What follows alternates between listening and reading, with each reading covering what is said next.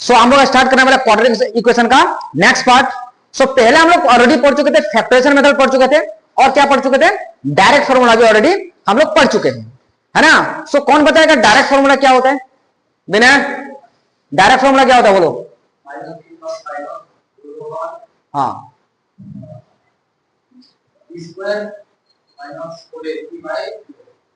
Bye 2a क्या होता है? तृप्ति, क्या होता है डायरेक्ट फॉर्मूला? क्या होता है? 2a है कि नहीं? बैठो। सो डायरेक्ट फॉर्मूला हम लोग क्या पढ़े थे? कल हम लोग डायरेक्ट फॉर्मूला पढ़े थे, ठीक है। डायरेक्ट फॉर्मूला क्या था? Direct formula x equal to minus B plus minus B square minus 4ac का अंडर रूट बाय कितना था? 2a। ये था इसका डायरेक्ट फॉर्मूला हम लोग कल जो पढ़े थे।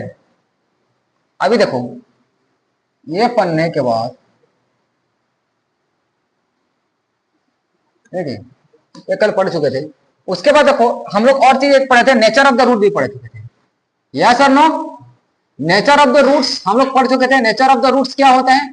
कौन बताएगा नेचर ऑफ द रूट्स क्या होता है? Anybody else? जिसको हम लोग क्या बोलते हैं? डिस्क्रिमिनेंट बोलते हैं। जो बताता है क्या चीज को? डी को क्या होता था?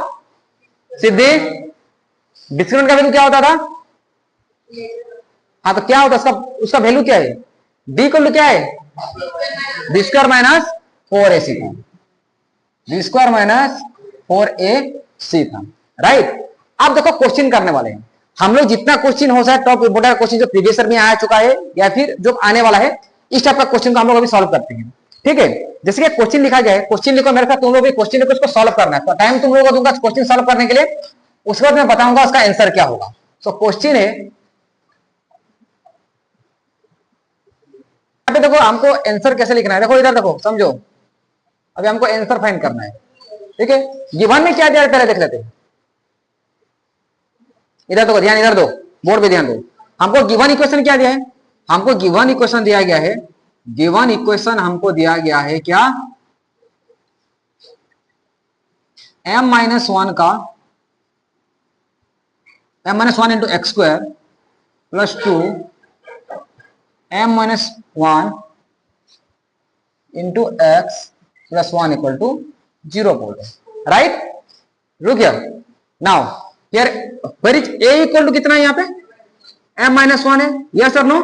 b इक्वल टू कितना है?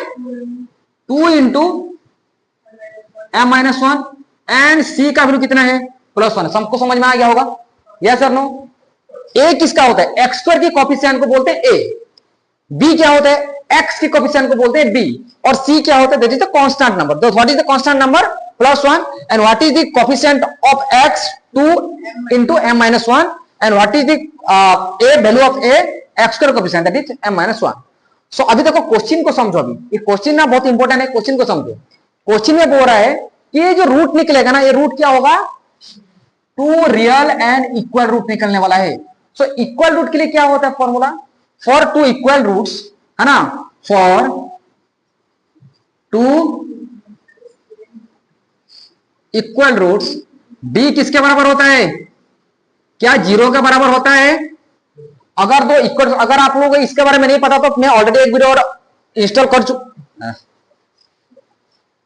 हाँ, आ जाओ आ जाओ, यहां बैठ, यहां बैठ, यहां बैठ,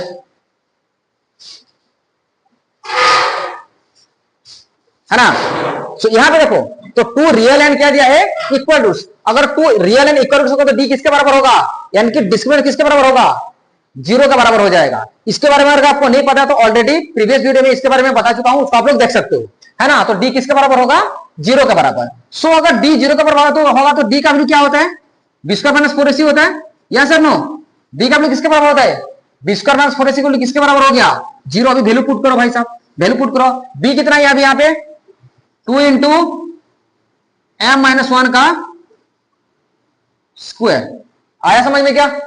माइनस 4 इंटू ए कितना दिया गया है? ए देखो m-1 एंड c कितना है? c यहां पे है 1, इक्वल टू कितना हो गया? 0 हो गया। क्लियर हुआ कि नहीं हुआ? क्लियर हो गया? नाउ अभी देखो यहां पे तुम लोग गलती कर दो, यहां पे गलती कर दो, मैं 2 का स्क्वायर या फिर इसको मैं ब्रैकेट को ओपन करता हूं, तो 2 इंटू एम कितना हो जाएगा, ये 2m माइनस 2 का स्क्वायर हो जाएगा, यस और नो। अब देखो 4 इंटू एम कितना हो जाएगा, 4 इंटू 1 4 हो गया, 4 into m 4m minus minus plus 4 into 1 कितना हो गया, 4 हो गया। आया समझ में, ये आ जाएगा आंसर इक्वल टू किसके बराबर हो गया, 0 के बराबर हो गया। समझ में आया नहीं आया, 4 इंटू 1 क्या 4 हुआ, 4 इंटू एम 4m, 4 इंटू 1 4। अच्छा प्लस कैसे हुआ, माइनस माइनस हो गया यहाँ पे प्लस। अभी देखो इसका सोल्यूशन फिर यहाँ पे देखो, देखो यहाँ पे आप लोग क्या करना है, अरे यार ये कहां चला गया,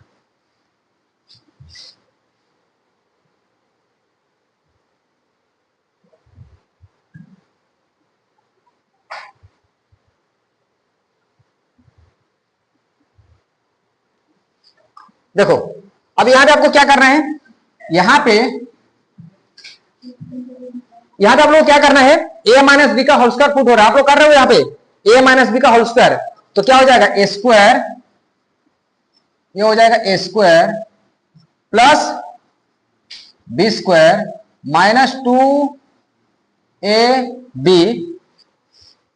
minus 4m plus 4 equal to कितना हो गया, 0 हो गया, राइट। समझ में आ रहा है, 2m का स्क्वायर कितना हो गया, 4m स्क्वायर प्लस 4, 2 इंटू 2 कितना हो गया 4, 4 इंटू 2 कितना हो गया 8m minus 4m plus 4 equal to कितना हो गया 0। समझ में आया, समझ में आ रहा है कि नहीं आ रहा है।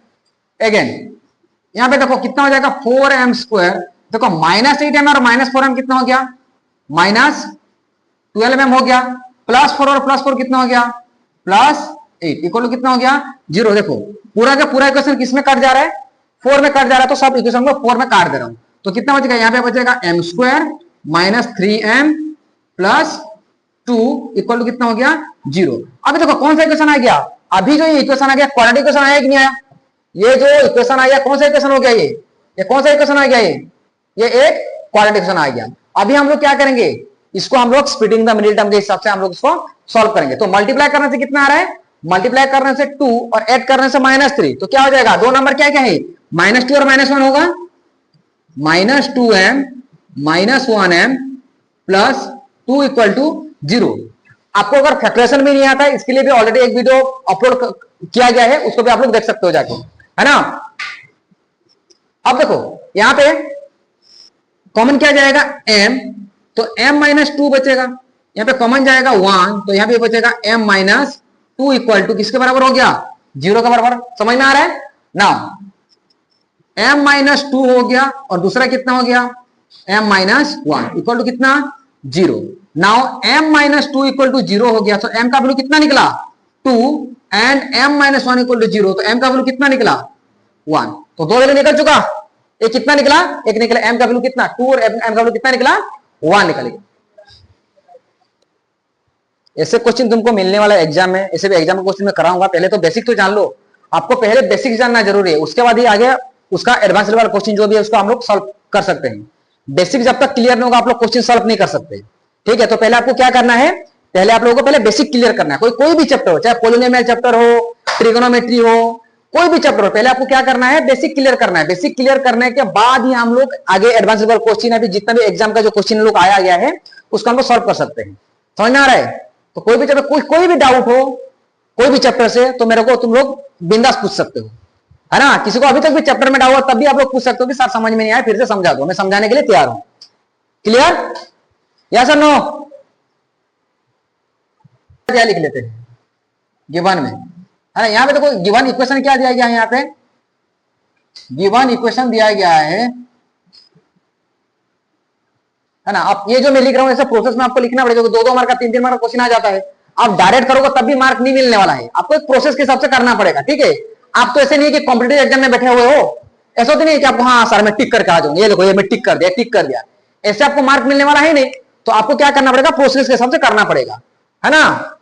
तो देखो गिवन इक्वेशन में क्या दिया, यहाँ पर गिवन इक्वेशन दिया गया है 4x² minus 12x minus k equal to किसके बराबर हो गया 0 के बराबर है। यहां पे देखो a किसके बराबर है, a कितना है यहाँ पे कौन बोलेगा, विशाल स्टैंड अप, बोलो अभी ए का वैल्यू कितना है यहाँ पे 4 है, बी कितना है,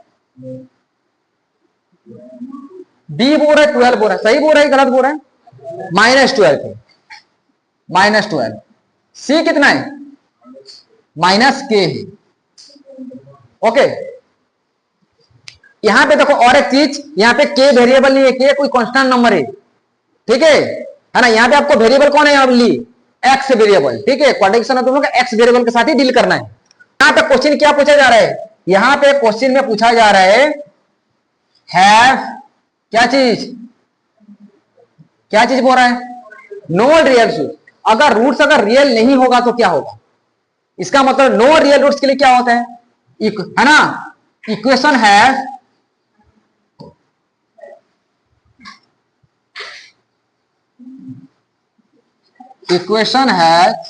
नो रियल रूट्स।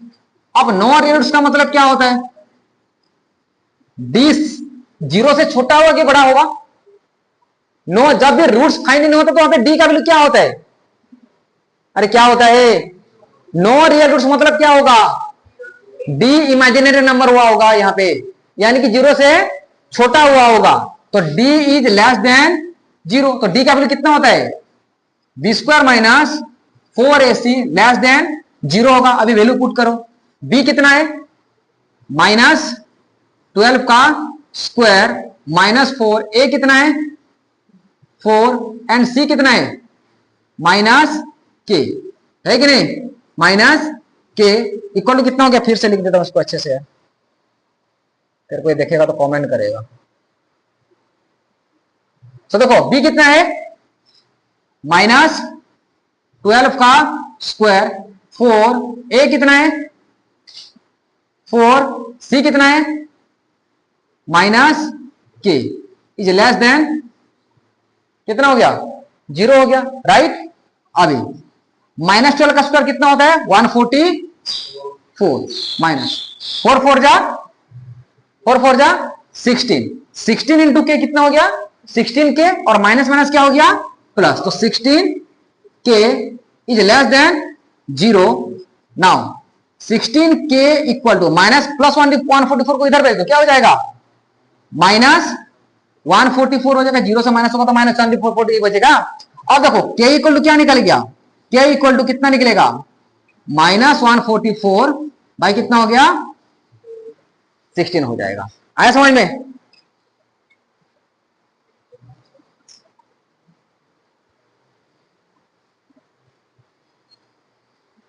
ठीक है। तो कितना है आंसर देखो, k का वैल्यू कितना आएगा, k का वैल्यू आ जाएगा कितना -9, काट दो किसमें करेगा 16 9 जा, सो k का वैल्यू कितना निकलेगा, k का वैल्यू लेस देन,